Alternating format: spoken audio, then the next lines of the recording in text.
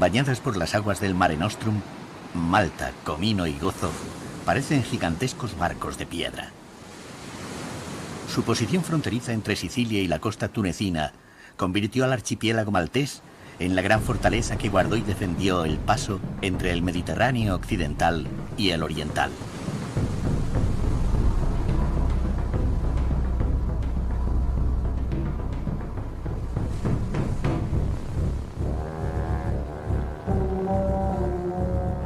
Ansiada por su valor estratégico, Malta tuvo una existencia gloriosa durante el Renacimiento y el Barroco, cuando los caballeros de la Orden de San Juan de Jerusalén se instalaron en ella y la sembraron de palacios e iglesias.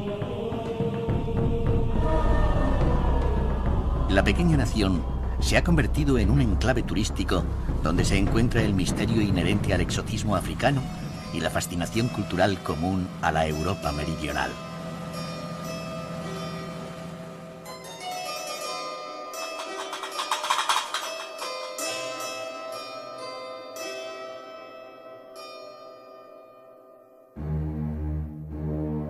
Los 170 años de dominación británica dejaron en Malta algo más que su pertenencia a la Commonwealth. Su influjo enriqueció una personalidad labrada por la mezcla de culturas.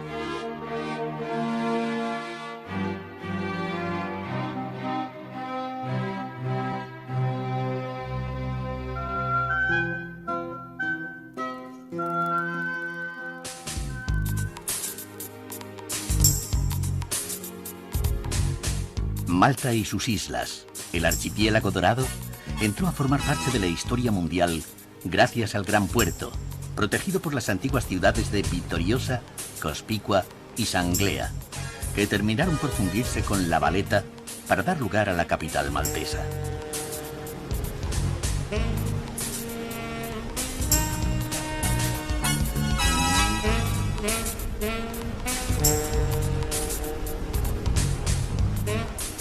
La urbe en la que Europa se resume debe su esplendor artístico y sus imponentes bastiones y fortalezas a los caballeros de la Orden de San Juan de Jerusalén.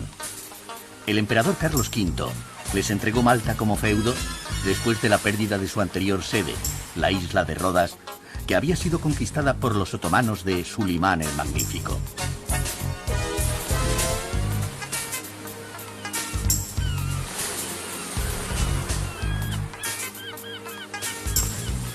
Diariamente, los paquebotes de cruceros traen a miles de visitantes que recorren la República Street en busca de los monumentos más representativos levantados por los monjes guerreros sobre la península rocosa de Estiberras. Después del gran asedio, el victorioso gran maestre La Valette fundó una ciudad de los caballeros hecha para los caballeros, una urbe modélica que fuese un gran centro cultural y de progreso.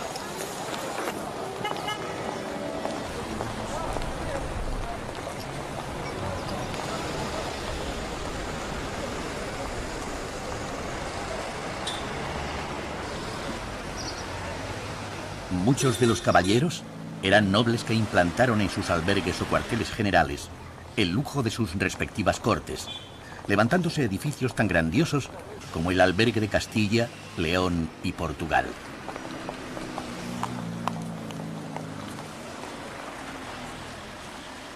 En un breve paseo se suceden el Palacio de Verdini, el albergue de Italia y el albergue de Provenza, ocupado por el Museo Arqueológico.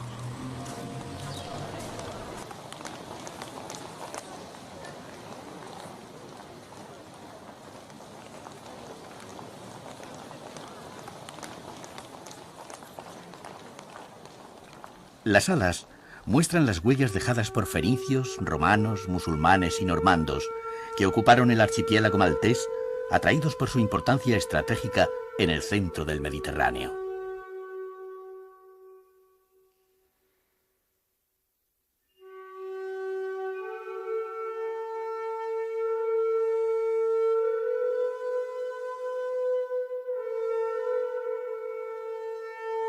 Importancia que ya fue apreciada durante la prehistoria, como atestiguan los templos megalíticos repartidos por las islas. Sus excavaciones sacaron a la luz estas voluminosas Venus que representaban a la gran diosa madre.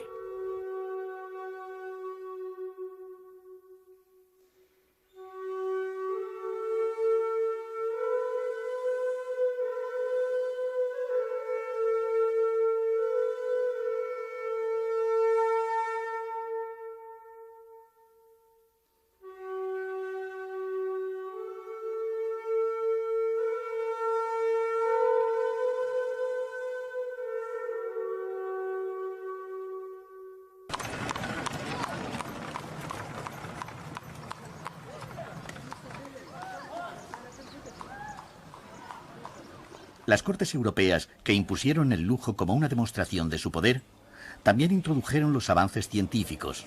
La Valeta contó con el gran hospital de la Edad Moderna, la Sacra Enfermería, donde no se distinguía entre nobles y esclavos, aplicándose la medicina y los conceptos higienistas más avanzados, como el no compartir cama.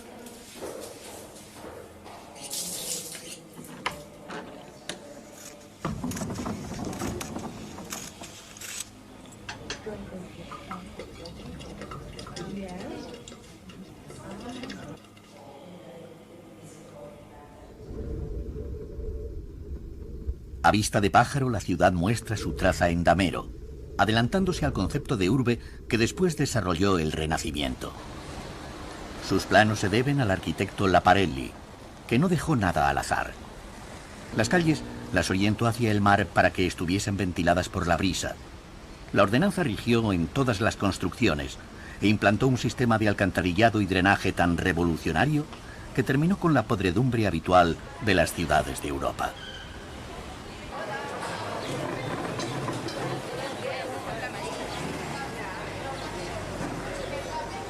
La nostalgia del pasado esplendor se rompe cada mañana cuando los viajeros y los malteses representan en este gran escenario la comedia del turismo.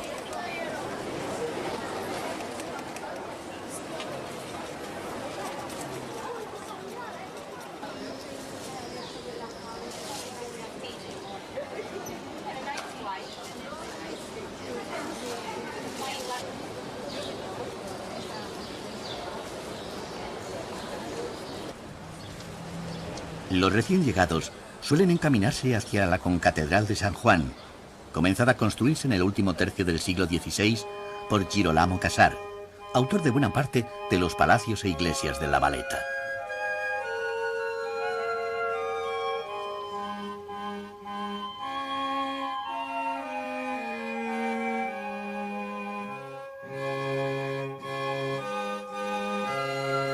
En la bóveda está representada la vida de San Juan Bautista y aparece el propio pintor Mattia Preti, el calabrés, que plasmó su autorretrato al considerarla su obra maestra.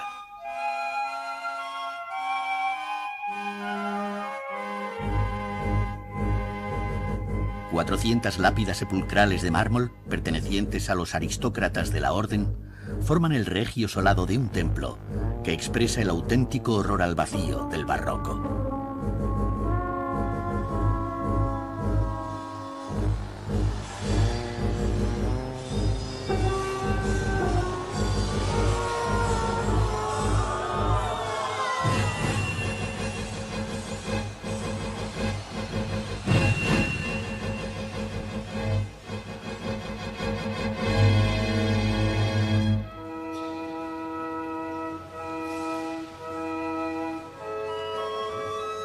Las capillas laterales pertenecen a cada una de las 8 lenguas en que se dividía la Orden de Malta y estaban destinadas a los enterramientos de los grandes maestres.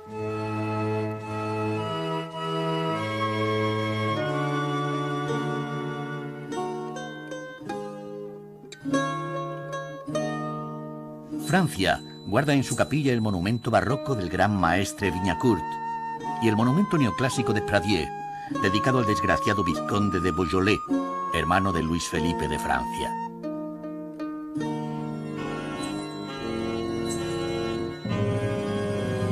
La capilla de Aragón muestra las mejores esculturas de la concatedral pertenecientes al mausoleo barroco, dedicado al gran maestre Nicolas Cotonner.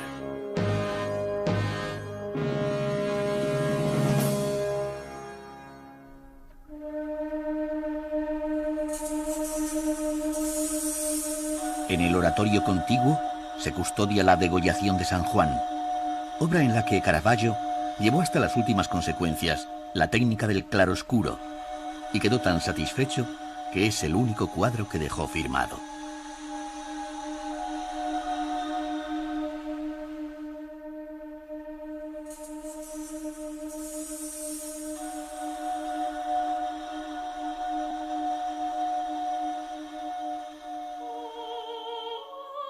La colección de tapices flamencos expuestos en el Museo de la Catedral fue uno de los donativos o gioia que los caballeros realizaban cuando eran admitidos en la orden. Costumbre que convirtió a la concatedral en uno de los templos más ricos de la cristiandad. Napoleón dio buena cuenta de ello cuando lo saqueó y de paso puso fin al poderío de la orden en las postrimerías del siglo XVIII.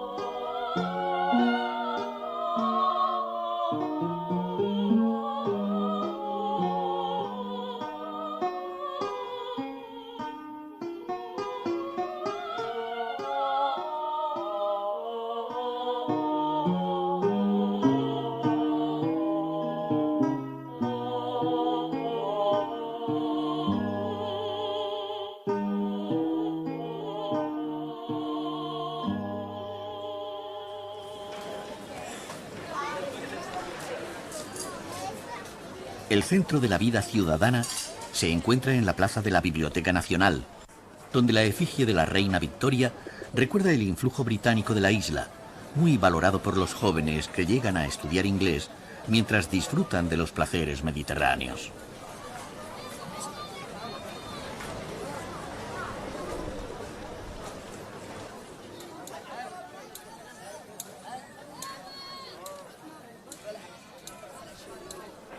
En las inmediaciones, la ciudad de los palacios vuelve a sorprender con otra grandiosa edificación, el Palacio de los Grandes Maestres, actual sede del gobierno.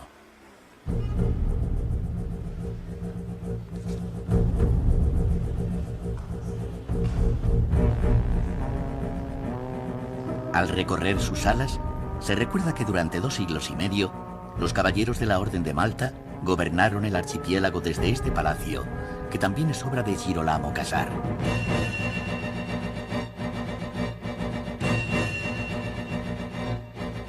En la Sala del Trono, los frescos reproducen el gran asedio de 1565, que dio lugar a la fundación de La Valeta.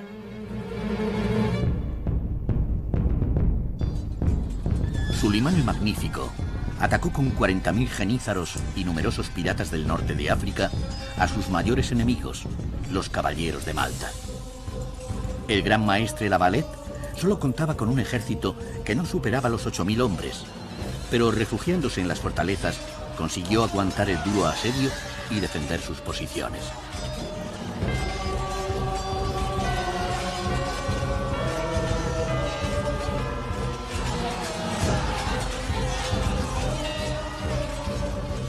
La llegada del Gran Socorro con 6.000 soldados procedentes de Sicilia cambió la suerte del combate. Los cristianos incrementaron sus ataques e incluso dieron muerte al célebre pirata Dragut. Los turcos decidieron retirarse y el gran asedio se convirtió en uno de los acontecimientos más gloriosos de la cristiandad. No hay guerrero sin armas, por lo que la armería del palacio muestra su evolución hasta el siglo XVIII, cuando las armas de fuego terminaron con la forma de guerrear de los caballeros.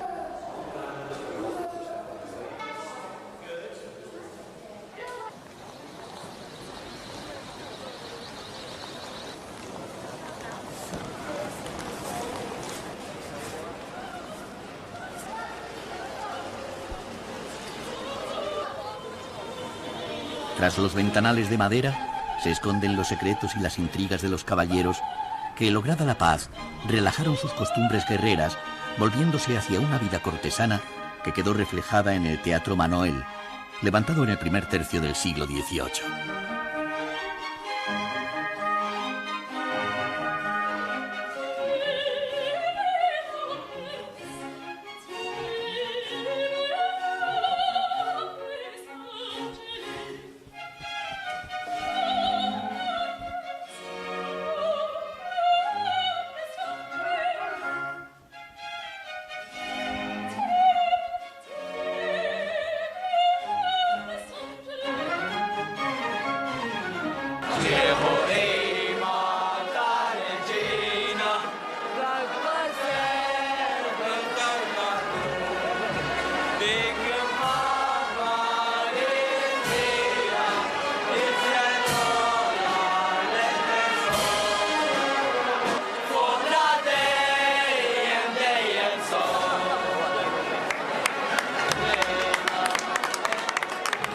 Resulta difícil visitar Malta sin encontrarse con algún festejo religioso, la mayoría instituidos por los monjes guerreros, como la celebración de la procesión de la Virgen del Carmen, venerada por enfervorecidos marineros.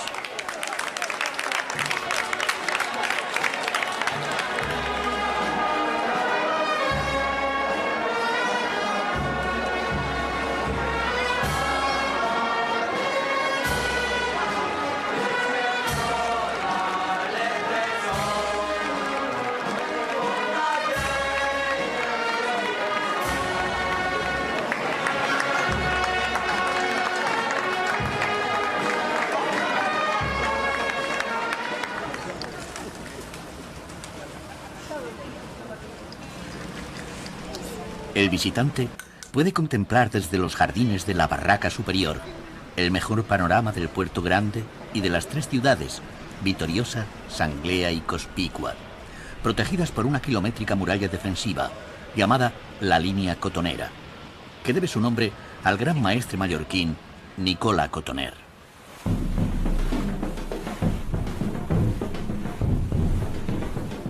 En torno al castillo de Sant'Angelo se establecieron los primeros caballeros, dando lugar a la ciudad de Virgu, luego llamada Victoriosa. El auge de la orden logró que las vecinas Sanglea y Cospicua se llenasen de históricos edificios que centraban la actividad marinera de la orden.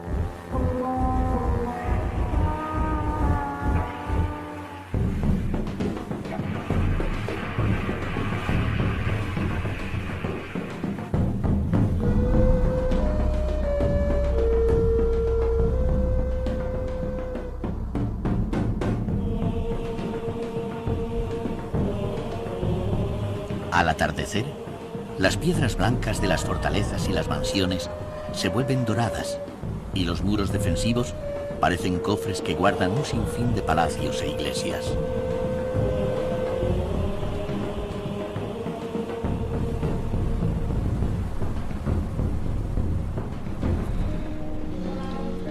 Pocos son los turistas que se adentran en Victoriosa, Sanglea y Cospicua, que viven entregadas al pasado. Tras los muros de piedra, tras sus miradores de madera, se ocultaba otra historia, la cotidiana de los nobles convertidos sin vocación en monjes, la de los malteses que hicieron fortuna en las cortes europeas, e incluso la infrahistoria, la del puerto que saciaba todos los apetitos de navegantes y guerreros. El complejo defensivo alcanzó tal desarrollo que convirtió en inexpugnable a la capital maltesa. Cada fortaleza estaba defendida por una de las nacionalidades o lenguas que formaban la orden de los caballeros.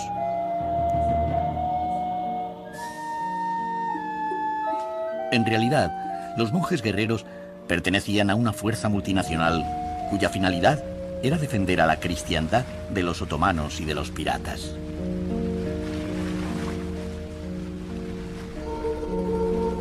La Orden de Malta consiguió que el Mediterráneo volviese a ser un mar pacífico y placentero.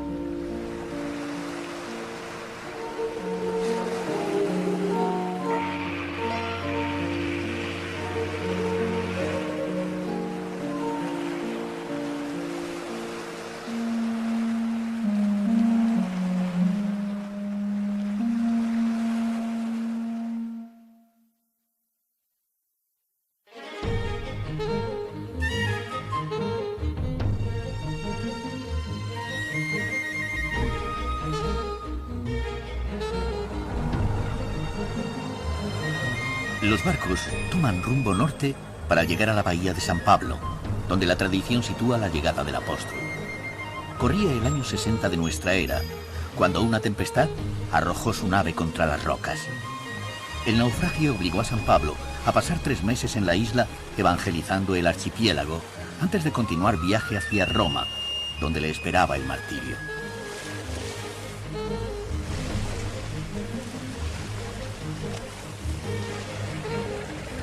La posición central de Malta en el Mediterráneo atrajo a todos los imperios que se erigieron en sus orillas, culturas distintas.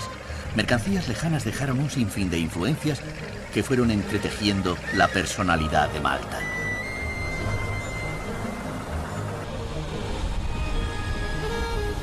Y si el mar trajo al invasor, También fue el mar la fuente de vida de los numerosos pescadores del archipiélago. Nadie podrá conocer estas tierras si no ha navegado frente a sus costas.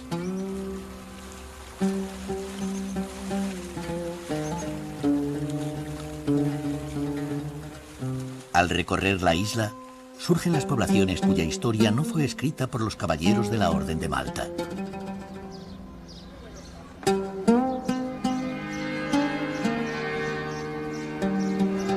En el sudeste, Marshallok prosigue con su actividad pesquera iniciada en tiempos de los fenicios.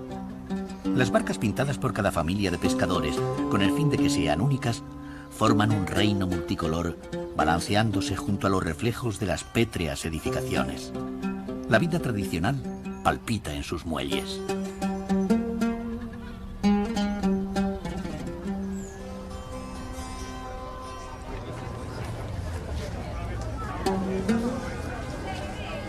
Las mujeres de los pescadores también realizan una peculiar pesca, la de turistas que compran los manteles y las cestas que ellas mismas realizan en los meses de invierno.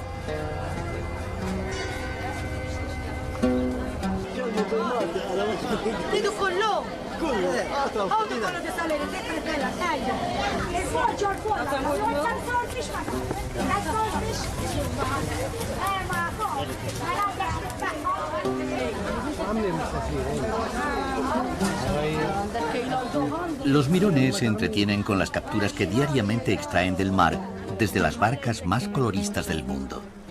Sus propietarios las adornan con ojos que espanten el mal de ojo y con vivos colores que atraigan la suerte en la pesca.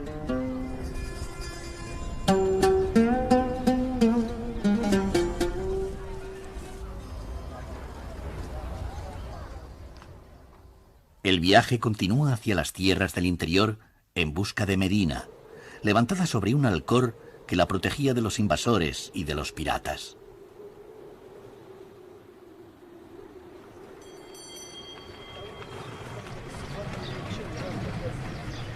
Al atravesar el puente levadizo, surge el medievo, la época en la que se formó la personalidad maltesa, como una mezcla de influjos bizantinos, normandos y árabes.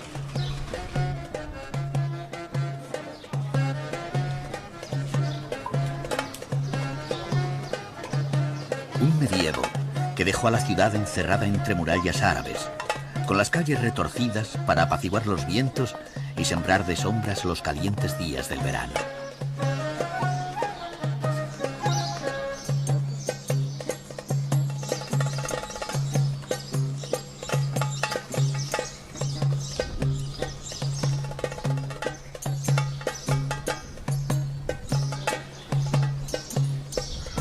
Medina fue la capital antes de que llegaran los monjes guerreros y siguió siendo un reducto de la aristocracia local que nunca terminó de adaptarse al dominio de la orden.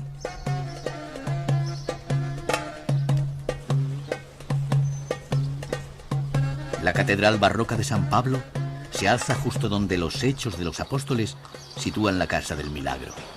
En ella, el apóstol curó las fiebres del padre de Publio, gobernador romano de la isla, que se convirtió al cristianismo, llegando a ser el primer obispo de Malta.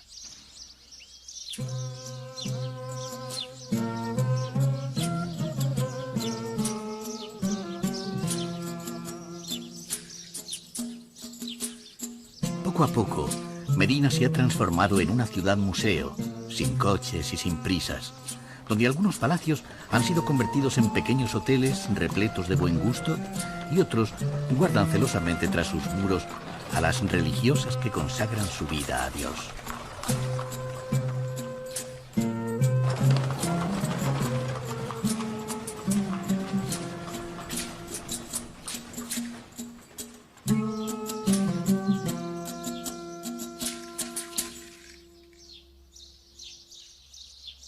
Desde las almenas de Medina, la isla se abre al viajero llana y blanca, mostrando una de las mayores densidades de población de Europa.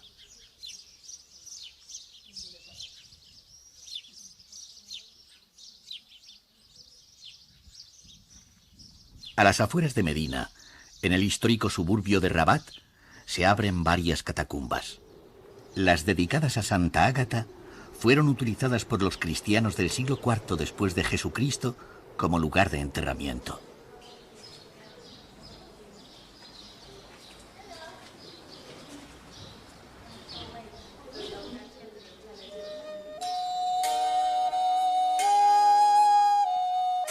La oscuridad del recinto troglodita ha conservado una serie de pinturas muy valiosas que informan de los hábitos y creencias de los primitivos cristianos. Excavadas en la pared rocosa, las mesas de ágape, propias de estas catacumbas, eran utilizadas por los séquitos del duelo para celebrar el banquete funerario.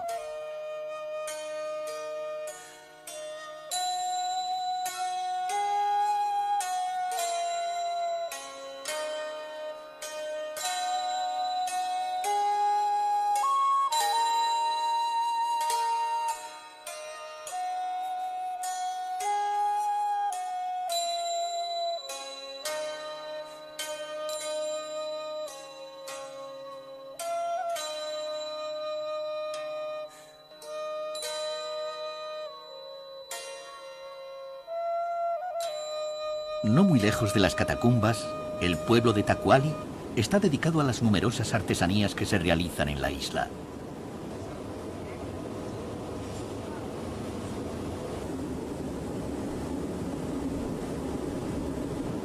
La industria del cristal soplado, heredada de los antiguos romanos, alcanza una perfección apreciada en todo el mundo por las valientes mezclas de colores y la originalidad de los diseños.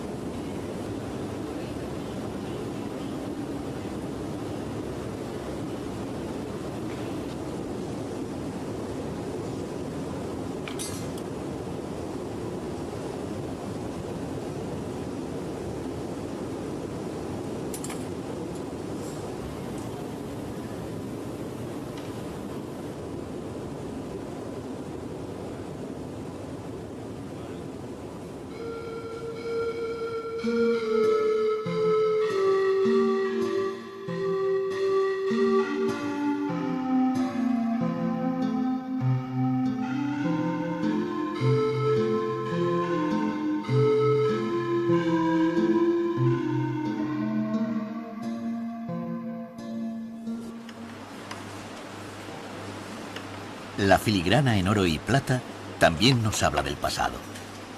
La técnica dejada por los musulmanes se aplica en un sinfín de objetos decorativos, como la Cruz de Malta, que fue el símbolo de los caballeros y hoy lo es del archipiélago.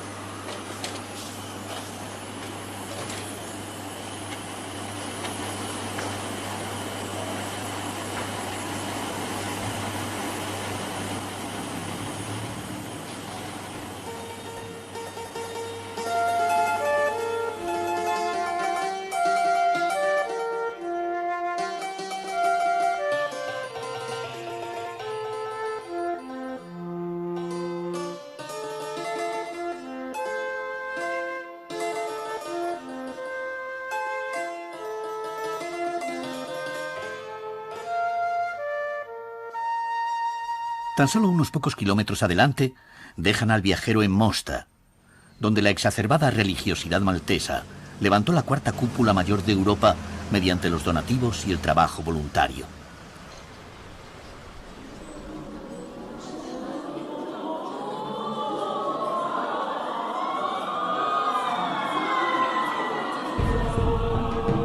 Inspirada en el Panteón de Roma, el busto maltés por los colores la decoró con los que simbolizan a la Virgen.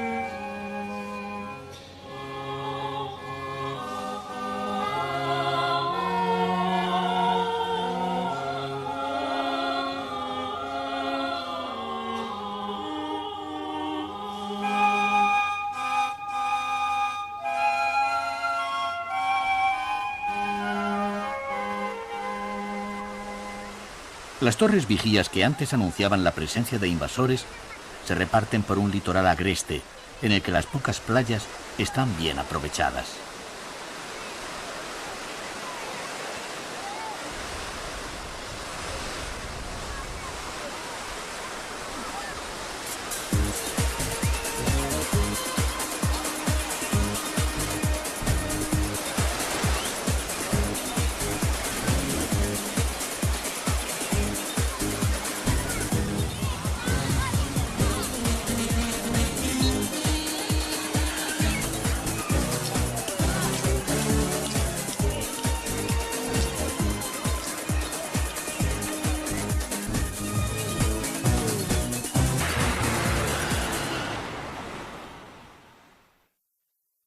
La mayoría de los veraneantes viven en Sliema y en las poblaciones vecinas.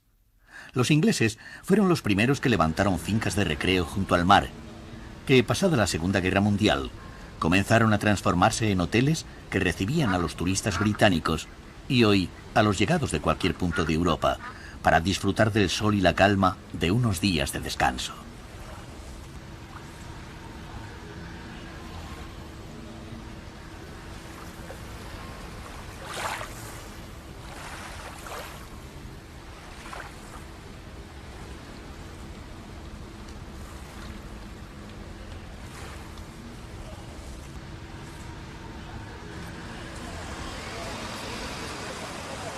La zona hotelera se extiende hasta San Julián y al tradicional puerto de Msida, que brilla de manera especial las noches de verano, cuando los restaurantes extienden las mesas junto al agua y el fuerte Fortiza se convierte en una pizzería.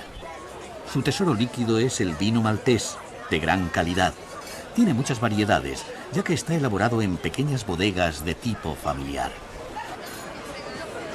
Con el buen sabor de boca que deja la cocina tradicional, se comprueba de manera directa la mezcla de culturas que impera en la isla. Para muchos, Malta parece un resumen del Mediterráneo con una injerencia inglesa.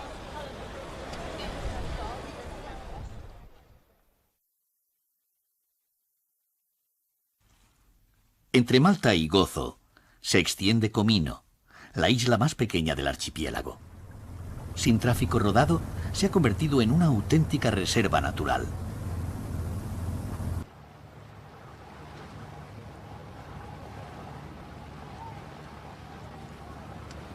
En otros tiempos, fue un refugio de piratas.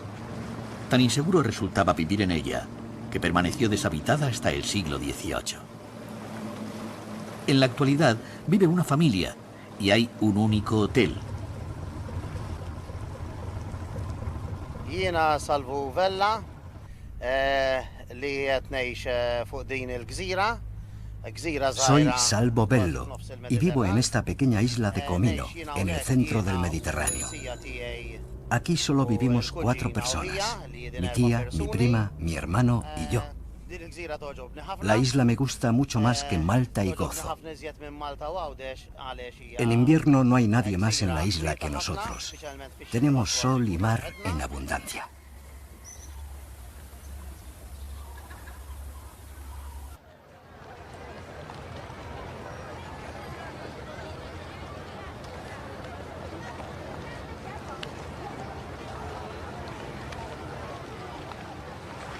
Desde Malta y Gozo llegan los barcos para visitar la Laguna Azul, célebre por las tonalidades que alcanza gracias a la limpieza de sus aguas, donde vive una fauna autóctona excepcional.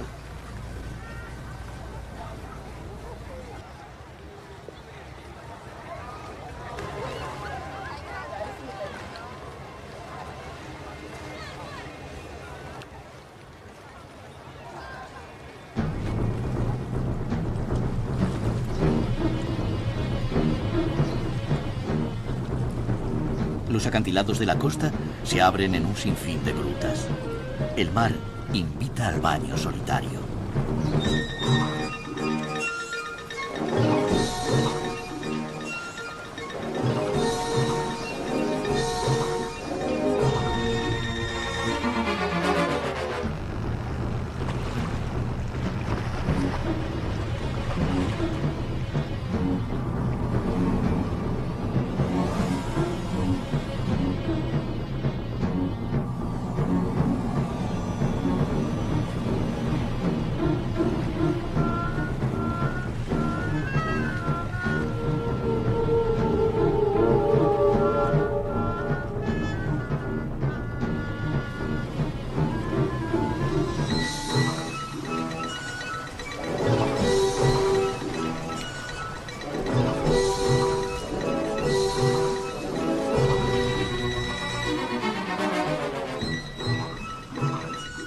Pero si fabulosa es la parte que aflora a la superficie, sus fondos marinos son de una grandiosidad asombrosa.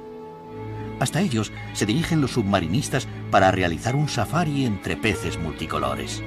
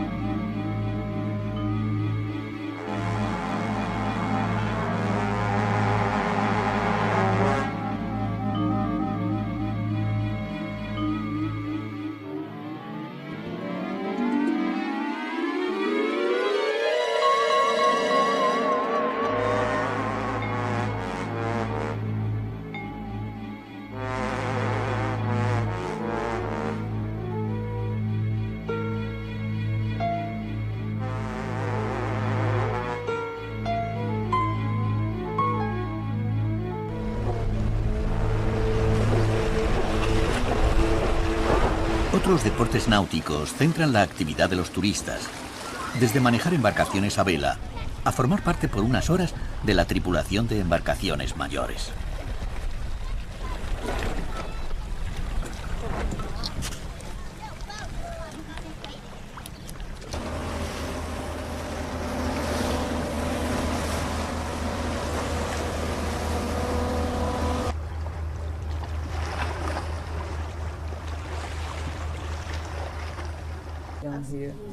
Okay. Sieht man da Nord? Nein, da siehst du die Gradzahlen. Das Ende des Punktes, die Peillinie ist die rote Linie hier. Ja, das ist deine Peillinie. 240 Grad.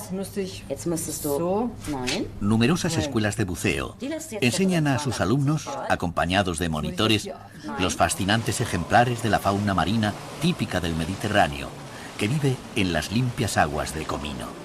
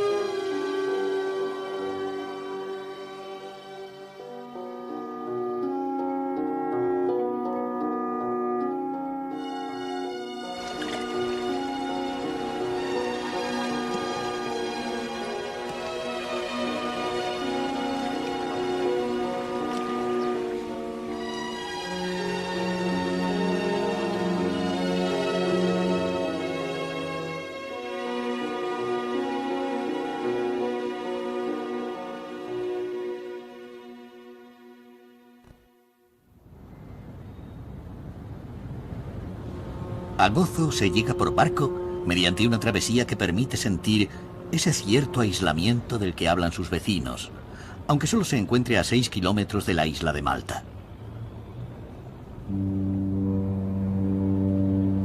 La llegada a Amgar aclara las diferencias entre ambas islas, ya que Gozo tiene bastante vegetación y una falta absoluta de ensenadas profundas, por lo que hubo que construir el puerto artificial.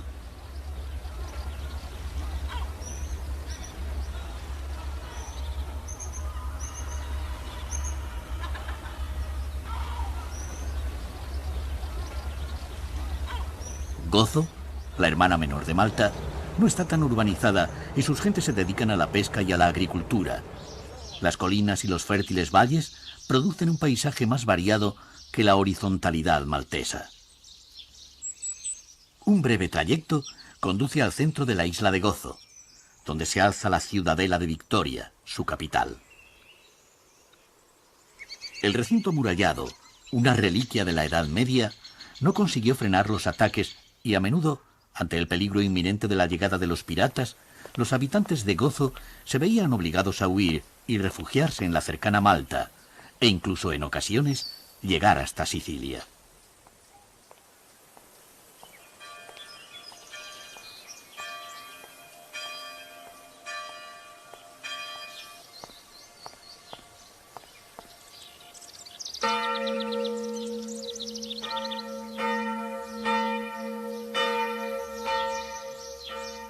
Intramuros vivían las familias más acomodadas de la isla. Su historia corre paralela a la de Malta, aunque el peligro de los piratas fue mayor y durante el gran asedio, toda la población de Gozo fue reducida a la esclavitud por los turcos.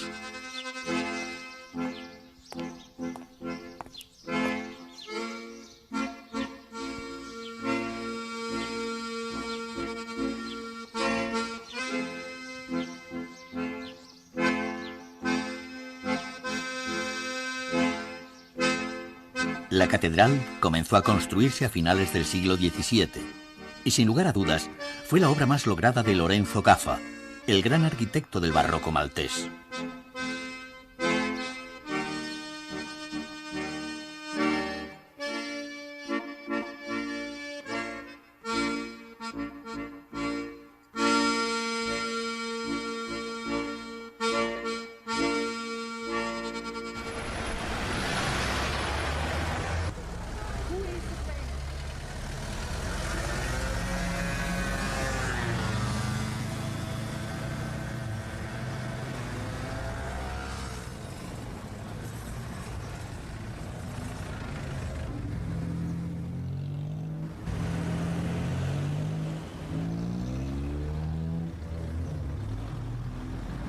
Acostumbrados a ir y venir de los imperios, los malteses han terminado por tener un carácter abierto y sereno. Su propia lengua, el maltés, mezcla palabras románicas, latinas y árabes. Ahora, para entenderse con ellos, el inglés es la clave.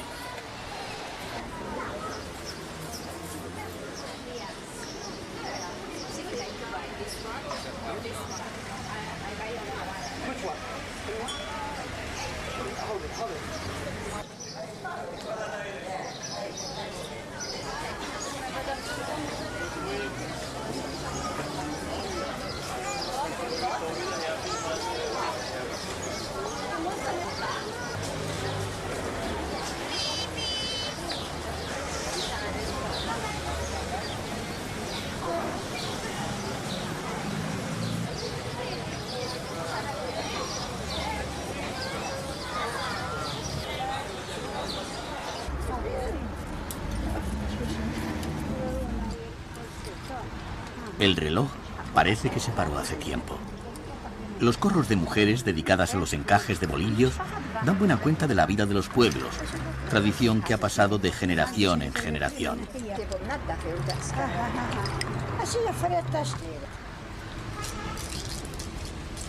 Los cestos empleados por los marineros para realizar las capturas se siguen elaborando de forma artesanal.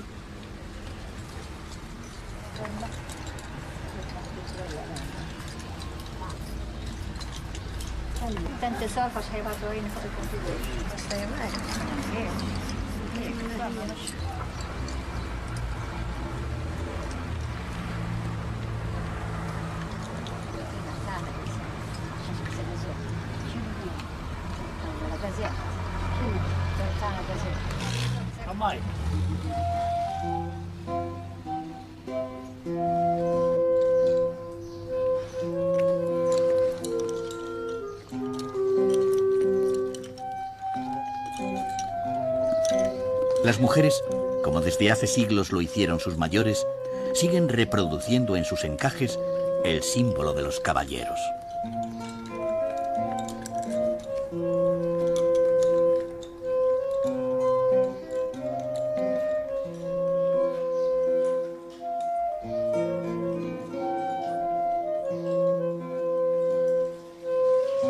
Hasta hace poco tiempo, las mujeres de la capital venían a lavar la ropa a la Gran Fontana, construida en el siglo XVII. Pueblos, artesanía y costumbres son una reliquia de la vida campesina.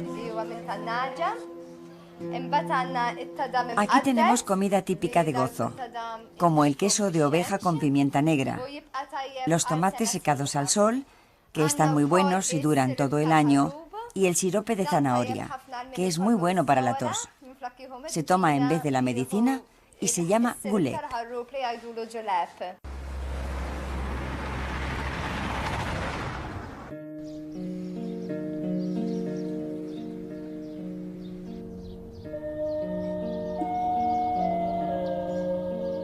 Tazeng fue un sólido palacete de caza donde descansaban los caballeros de la orden, practicando el arte de la cetrería.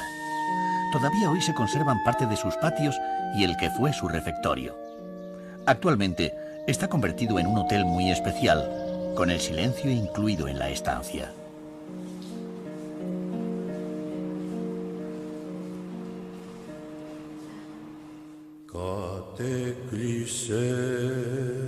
De vuelta a la costa, cerca de Chagra, los acantilados y las grutas de Debra son el territorio de la leyenda. Según cuenta Homero en la Odisea, la ninfa Calipso, hija de Atlante, raptó a Ulises, que había naufragado frente a la costa. Durante 7 años lo retuvo en este laberinto de cuevas, seducido por sus encantos, aunque las malas lenguas dijeran que se ayudó con el excelente vino maltés. Le prometió la eternidad si se casaba con ella, pero Zeus mandó a Calipso que liberara al héroe de Troya. Las grutas también esconden la sorpresa de auténticos túneles que desembocan en lagos orillados por casas de pescadores.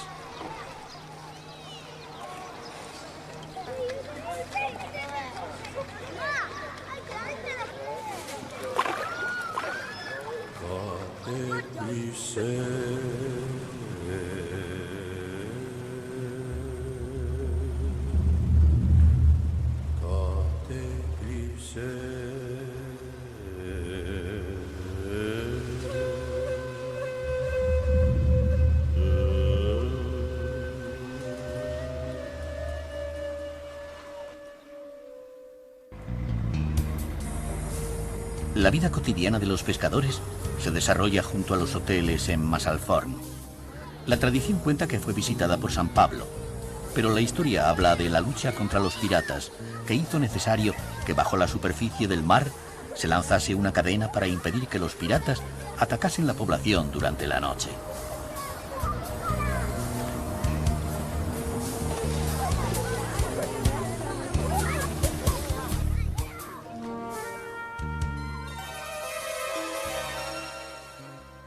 Siguiendo la costa, en las cercanías, las rocas están esculpidas con salinas que recuerdan composiciones del pintor Paul Klee.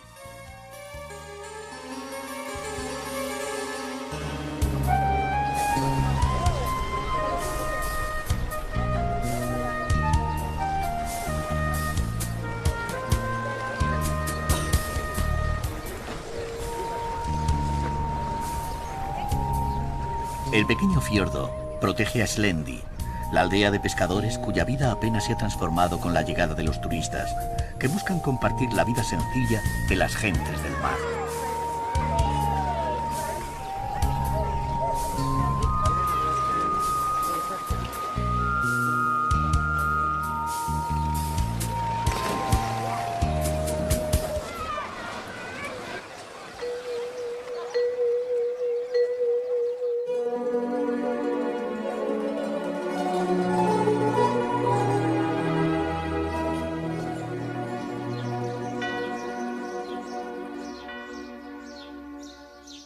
Igual que Malta, Gozo tiene todas sus elevaciones coronadas por una iglesia.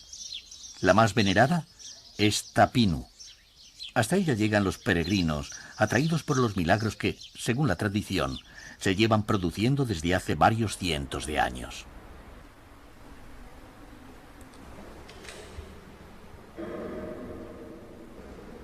A principios del siglo XX, se levantó en estilo románico la descomunal basílica, donde Juan Pablo II celebró la Santa Misa cuando visitó las islas.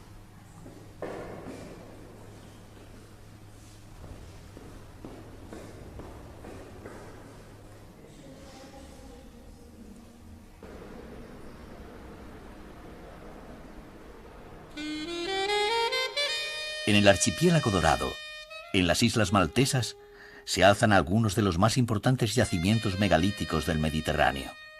Los viajeros se dirigen a Gozo para recorrer el yacimiento de Gigantía, declarado por la UNESCO Patrimonio de la Humanidad. Me resulta impresionante realmente este templo. Solo conocía como monumentos megalíticos el de Évora, y pensar que estas piedras desde hace 6.000 años están construidas, pues no deja de ser algo impresionante. Hace 5.000 años, enigmáticos constructores levantaron estos templos con forma de trébol, orientándolos hacia la salida del sol. Los altares donde tenían lugar los sacrificios de animales, las piedras de más de 5 metros de altura y las oquedades de los oráculos fueron centros de peregrinación. En las excavaciones aparecieron numerosas figuras femeninas que representaban a la gran diosa madre, relacionada con el culto a la fertilidad.